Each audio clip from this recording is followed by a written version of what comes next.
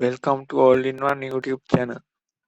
Today we are going to talk about how to access Mastban panel dashboard using public IP address.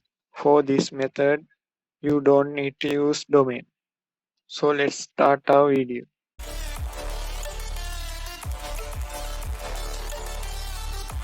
I am running Mastban panel in this VPS, but it is only accessible on localhost.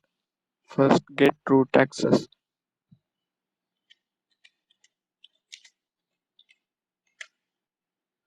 You can find GitHub repository link in the description.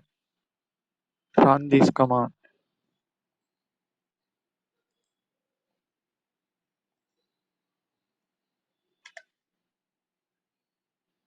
Open port 8001 in firewall.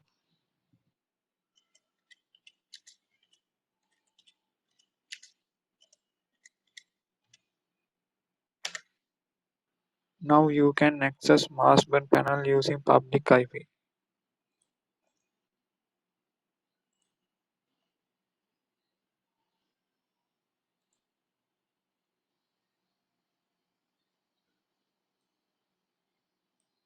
It is accessible on port 8001.